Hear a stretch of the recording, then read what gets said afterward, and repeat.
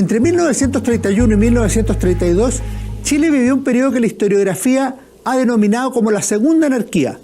Hubo 9 gobiernos en 2 años, en tanto la caída de Carlos Ibáñez del Campo en julio de 1931 no significó el regreso inmediato de la democracia como se suponía que ocurriría. Sin embargo, a fines de 1932 las cosas habían tendido a volver a la normalidad, según se pudo apreciar con la convocatoria a elecciones presidenciales que se desarrollaron el domingo 30 de octubre, con 5 candidatos en competencia: el liberal Arturo Alessandri, el conservador Héctor Rodríguez de la Sota, el radical Enrique Zañartu, el socialista Marmaduke Grove y el comunista Elías Laferte. En buena medida, ellos representaban el nuevo Chile, con fuerzas políticas que comenzaban a romper con la época anterior. El vencedor fue Alessandri, el histórico y famoso León de Tarapacá, quien logró 187.914 votos, lo que representaba el 54,6% del total, de los poco más de 300.000 ciudadanos que acudieron a las urnas. Lo seguían en este orden Grove, Rodríguez de la Sota, Zañartu y Laferte. Un significado importante del resultado fue que Alessandri no tuvo que iniciar negociaciones con los partidos en el Congreso Pleno para llegar a la moneda, porque la mayoría absoluta le permitió acceder directamente al gobierno, como él mismo reflexionó en sus memorias. El resultado impedía que sus adversarios tuvieran medios o herramientas para arrancarme concesiones a trueque de los votos que ellos pudieran haberme sido necesarios en el Congreso Pleno. En esta segunda etapa, Alessandri ya no era el fogoso orador de 1920, aquel de la querida chumba inconsciente que execraba la canalla dorada, que era capaz de lanzar el abrigo a su pueblo que padecía frío y que decía: no doy ni pido cuartel. Tampoco era el candidato que había advertido que sería una amenaza para los espíritus que se oponían a las reformas y quien, como el orador español, recordaba que el odio nada engendra y solo el amor es fecundo. Después de todo, desde entonces habían ocurrido muchas cosas en la tormentosa política chilena de aquellos años. El León tuvo que dejar el poder en 1924, tras el ruido de sable. Luego estuvo fuera del país durante varios meses. Volvió en gloria y majestad en marzo de 1925, año en que también se aprobó la nueva Constitución. Poco después debió abandonar nuevamente la presidencia de la República y tras la llegada de Ibáñez a la moneda, partió al exilio con su familia. En ese tiempo siguió conspirando mientras tenía la cabeza y el corazón en Chile, país que le daría una segunda oportunidad de dirigir sus destinos cuando le eligió como presidente de la República a fines de 1932. Si pensaba Alessandri que la moneda es la casa donde tanto se sufre, de igual manera estaba dispuesto a volver a ella, como la mayoría de los grandes políticos. Paralelamente, en esa ocasión, en octubre de 1932, también hubo elecciones parlamentarias, después de años en que se produjo el fin del parlamentarismo, la clausura de las cámaras, hubo un congreso termal y un tiempo de anarquía. El resultado de esos comicios dio un claro triunfo a los partidos conservador y radical en la Cámara de Diputados, 34 escaños cada uno. El Partido Liberal logró 18, el Democrático 13, y otras fuerzas políticas no llegaron a contar con 10 representantes. Fue el caso de los partidos demócrata, radical, socialista, Liberal Unido, Social Republicano, Agrario y Nueva Acción Pública. El Senado, por su parte, tuvo un resultado similar, con radicales, conservadores y liberales como primeras fuerzas políticas en el país. El presidente Arturo Alessandri formó un primer ministerio relativamente plural, que debía ser, en sus palabras, un gabinete exclusivamente nacional, sin sujeción a los partidos políticos, subordinado exclusivamente al patriotismo del presidente de la República. La mayor dificultad radicaba en la designación del ministro de Hacienda, cartera que resultaba decisiva en años donde la situación económica que vivía el mundo y Chile eran muy dramáticas, y el objetivo era restaurar las finanzas y la economía nacional que se encontraban en un estado deplorable y desastroso, en el suelo, como resumiría el gobernante. Es interesante revisar, me parece, lo que registró la prensa en este problema. Por ejemplo, una editorial de Revista Hoy que había comenzado a circular en 1931, aseguraba en diciembre del año siguiente, es decir, cuando Alessandri llegaba a la moneda: los problemas de este país no se solucionan con una elección. Nuestros problemas, como los de todo el mundo, no son problemas políticos, son problemas de índole económica. Nuestras inquietudes, nuestros males, nuestros permanentes cambios de postura no son otra cosa que un malestar económico.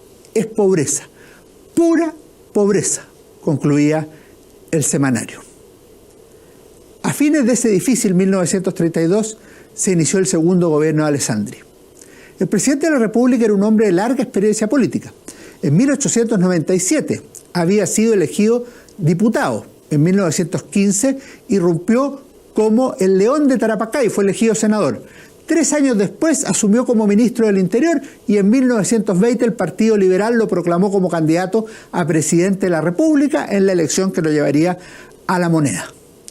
Entonces era un hombre carismático, lleno de ilusiones, un orador notable que abría las esperanzas del pueblo para Chile e incorporaba a los sectores medios y populares a la política.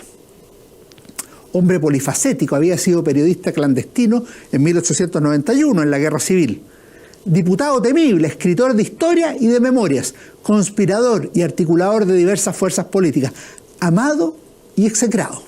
Dicho sea de paso, creó una verdadera dinastía política en la historia nacional. En el camino había ido acumulando tanto partidarios como detractores.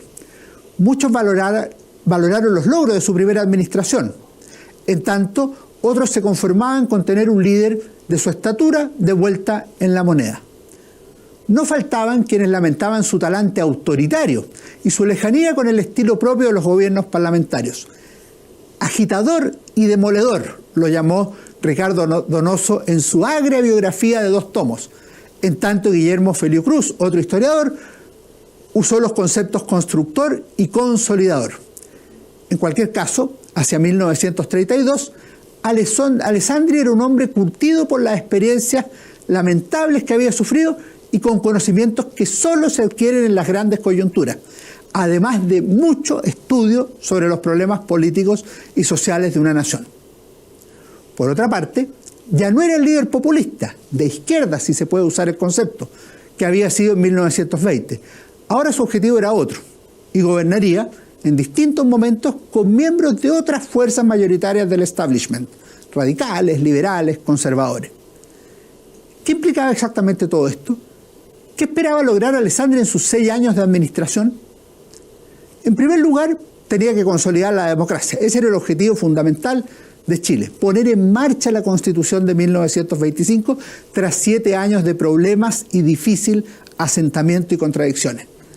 Esto significaba al menos 3 cosas. Primero, la continuidad de los procesos electorales y de las instituciones republicanas. Segundo, que los militares no fueran alternativa de poder, que regresaran a sus cuarteles. Tercero, consolidar el régimen de gobierno, que era de carácter presidencial, como señalaba la Carta de 1925, pero en alianza o coordinación con los partidos, como iría mostrando en la actividad política cotidiana. En síntesis, Alessandri debía poner en marcha la Constitución de 1925, que él mismo había promovido y promulgado 7 años antes. Así ocurrió finalmente, y con ello el país pudo tener una democracia bastante sólida y relativamente estable que se prolongó hasta 1973, de acuerdo a las bases fijadas a partir de 1932. Un segundo aspecto crucial radicaba en la recuperación de la economía, noticia que debía llegar a los bolsillos de los chilenos. La crisis de 1929 había golpeado dramáticamente al país, que algunos informes calificaban como la nación más afectada por la crisis en todo el mundo. El personaje clave en este plano sería Gustavo Ross, el ministro de Hacienda de Alessandri, el hombre llamado a liderar la recuperación en los difíciles momentos que vivía Chile.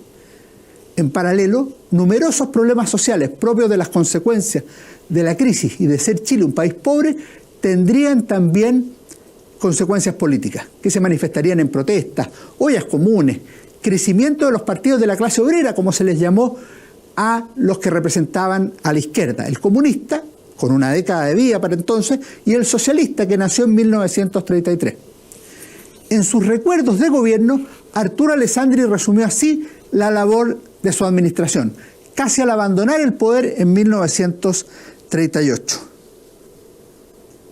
Mantuve durante 6 años el gobierno civil, como manda la Constitución y lo quiso el país que me eligió. Durante aquel periodo se restauró el verdadero régimen democrático y la República con todos los derechos y libertades que otorga y garantiza a los ciudadanos. Se organizaron las finanzas, base del orden y de progreso, dictándose 6 presupuestos financiados que cerraron todo con superávit. Al León de Tarapacá le preocupaba mucho el balance de su gestión, porque sabía que no sería evaluado por su apelación al pueblo, tampoco por su carisma o por ser un orador extraordinario, por las hermosas promesas o por todas aquellas características que lo hacían un personaje único en la política nacional. La crisis económica y los años de anarquía política exigían un gobierno de menos palabras y más obras, de acción y no de anuncios grandilocuentes, con liderazgos firmes que dieran solidez a las instituciones y a Chile. Es lo que Alessandri esperaba representar, un presidente para superar la crisis y para dar vida a una nueva etapa en la historia nacional. Nos vemos.